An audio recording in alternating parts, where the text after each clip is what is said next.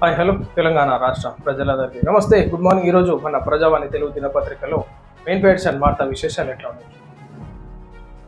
సత్యసాయి బాబా ప్రేమతో మనుషులను గెలిచారు. సత్యసాయి మనుషుల్లో దేవుడిగా శాశ్వత స్థానం ఏర్పరచుకున్నారని ముఖ్యమంత్రి రేవంత్ రెడ్డి అన్నారు. సత్యసాయి జిల్లా పుట్టపర్తిలోని హిల్వ్యూ స్టేడియంలో నిర్వహించిన సత్యసాయి జయంతి శత జయంతి ఉత్సవాల్లో ఆయన పాల్గొని మాట్లాడారు.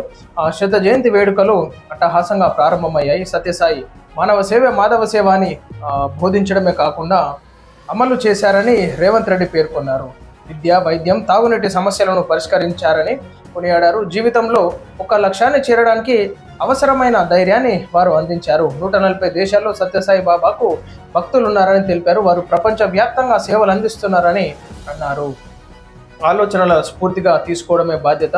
సత్యసాయి బాబా శత జయంతి వేడుకల్లో పాల్గొనడం అరుదైన అవకాశంగా పేర్కొన్న సీఎం రేవంత్ రెడ్డి. మొత్తం మీద అయితే చూసుకోవచ్చు, సత్యసాయి బాబా శత జయంతి కార్యక్రమాల్లో రేవంత్ రెడ్డి గారు పాల్గొనడం. సో ఈనాడు సత్యసాయి బాబాని మనం చూసుకోవచ్చు.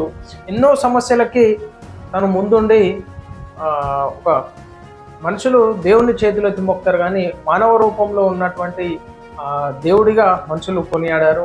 ఎందుకంటే ఎన్నో సమస్యలు, ఎన్నో ఆపరేషన్స్, ట్రీట్మెంట్స్కి, పేదవారికి నీటి సమస్య కానీ ఇబ్బందులు ఉన్నటువంటి తరుణంలో తను ఒక మానవ రూపంలో ఉన్నటువంటి దేవుడిగా భక్తులు కొనియాడారు. కాబట్టి ఎన్నో సమస్యలు పరిష్కరించినటువంటి వ్యక్తి. సో తన శత జయంతి వేడుకల్లో చాలామంది ప్రముఖులు పాల్గొన్నారు, ముఖ్యమంత్రులు పాల్గొన్నారు, మంత్రులు పాల్గొన్నారు.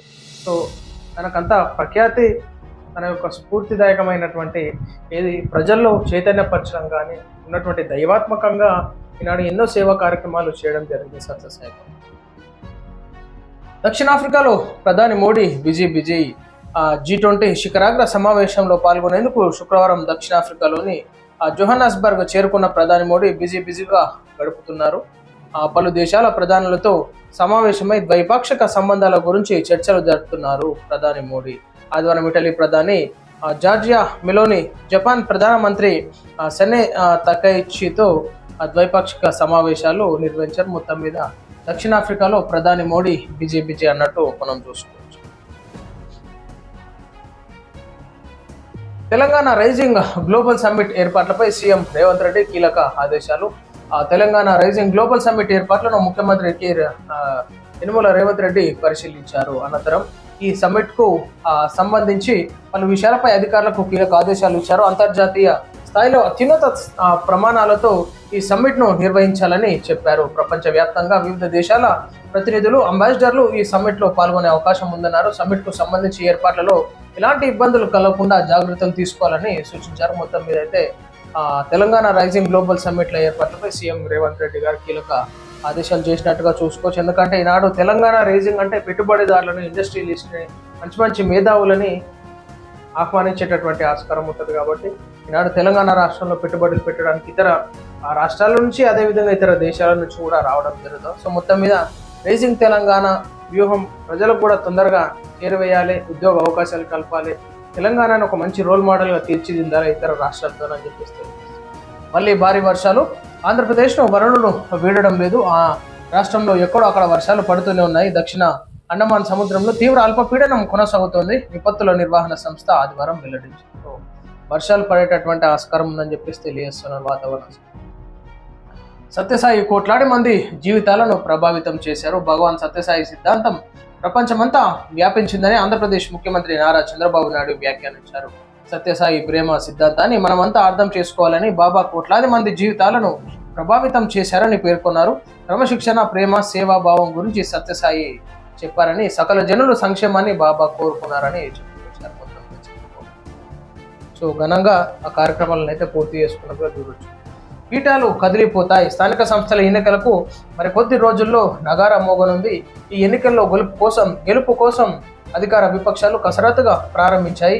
ఈ ఎన్నికల్లో బీసీలకు 42% రిజర్వేషన్ కల్పించాలని అధికార కాంగ్రెస్ పార్టీ కృత నిశ్చయంతో ఉంది. ఆ పార్టీ ఆ దిశగా ముందుకు వెళ్తుంది. ప్రతిపక్ష బీఆర్ఎస్ పార్టీ సైతం ఈ ఎన్నికల్లో తమ సత్తా చాటాలని భావిస్తుంది. బీఆర్ఎస్ పార్టీ కార్యనిర్వాహక అధ్యక్షుడు కేటీఆర్ ఆదివారం తెలంగాణ భవన్లో పార్టీలోని బీసీ నేతలతో సమావేశమయ్యారు. ఈ సందర్భంగా కేటీఆర్ మాట్లాడుతూ బీసీ రిజర్వేషన్లపై చట్టబద్ధత కల్పించాలంటూ రాష్ట్ర వ్యాప్తంగా అన్ని జిల్లాల్లో మీరేం చేసినా ఏం కమాయి చేయబోయినారు, మీరున్నప్పుడు అధికారంలో మీరు కదా బీసీలకు అన్యాయం చేసింది, ఇప్పుడు చట్టబద్ధత కల్పించాలని చెప్పేసి కొనగానే చెప్పేది మాకు. దొంగలు కలిసి ఓట్లు వచ్చుకోండి. ఎస్ఐఆర్ సంస్కరణ కాదు, బలవంతపు అణచివేత.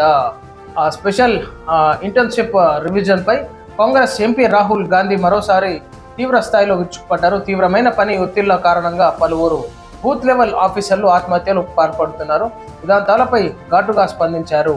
ఎస్ఐఆర్ ను బలవంతపు అణచివేతగా అభివర్ణించారు. మొత్తం రాహుల్ గాంధీ గారు సరిహద్దులు మారవచ్చు, సింధ్ భారత్ లోకి తిరిగి రావచ్చు, దేశ సరిహద్దులు మారవచ్చని రక్షణ మంత్రి రాజ్నాథ్ సింగ్ తెలిపారు. అలాగే పాకిస్తాన్ లోని సింధ్ ప్రాంతం కూడా భారత్లోకి తిరిగి రావచ్చని అన్నారు.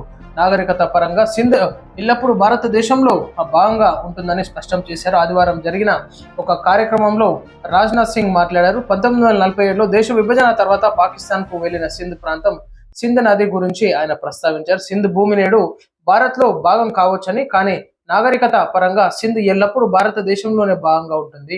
ఈ భూమి విషయానికి వస్తే సరిహద్దులు మారవచ్చు, ఎవరికి తెలుసు రేపు అని అన్నారు. మొత్తం మీద సరిహద్దు ప్రాంతాల్లో మార్పులు చేర్పులు ఉండొచ్చు అని చెప్తా ఉన్నారు మనకి మొత్తం మీద రాజ్నాథ్ సింగ్ గారు. కాబట్టి చూడాలి, సామరస్యంగా మాట్లాడుకొని చేసుకుంటే ఇంకా మళ్ళీ యుద్ధాలు, బాంబులు వేసుడు, మిజైళ్ళు, ఇదంతా పెద్ద కథ కార్ఖాన ఉంటుంది.